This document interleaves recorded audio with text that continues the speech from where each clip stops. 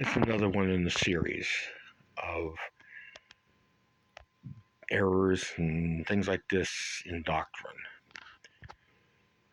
And this has even been preached from the pulpit, I think, where somebody will stand up and say, God is a perfect gentleman and he will not push his way into anybody's life when he's not wanted.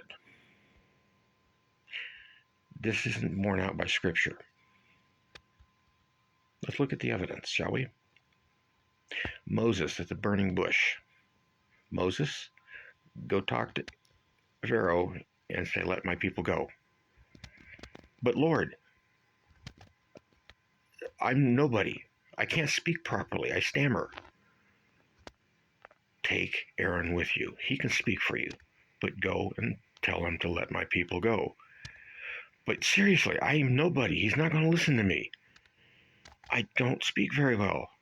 And this went back and forth a few times until God seems to have lost his patience just a little bit and said, Moses, go. And Moses went. God didn't take a position of, well, I can see that you don't really want me doing this through you, so I'm going to just find somebody else. No, he didn't. Now, how about Jeremiah the weeping prophet? I tried to keep silent, but your word was like a fire in my bones, and I could not. Does that sound like God said, okay, you really don't want to work with me, I'll go find somebody else? No, it isn't that way. Most of the prophets were like that, in fact.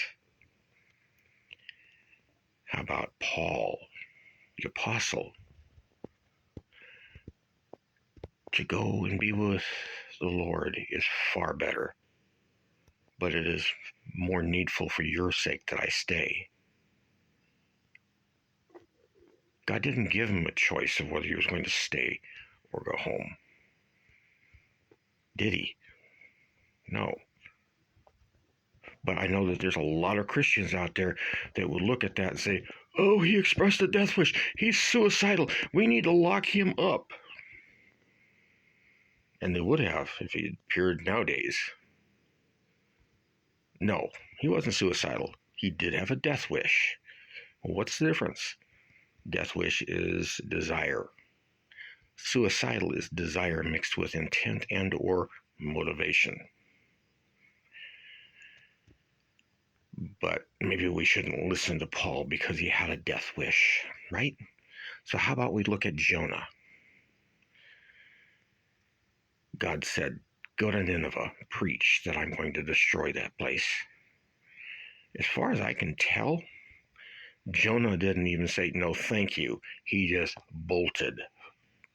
He went down, boarded a ship, and was trying to leave the country. Did God say, okay, I can tell that you really don't into this. You don't want me to be working through you. I'll find somebody else. No. He sent a storm.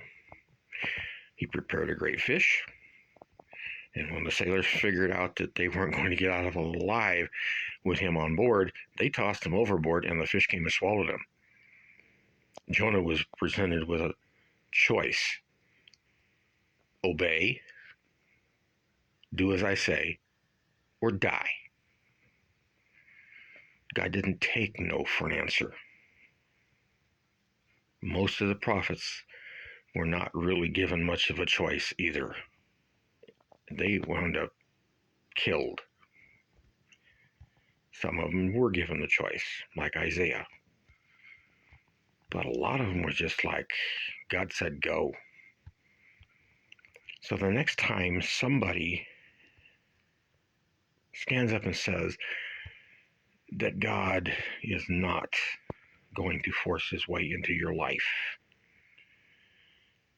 raise your hand and say, male bovine solid waste fertilizer, weapons grade, sometimes called BS, because God does what he wants.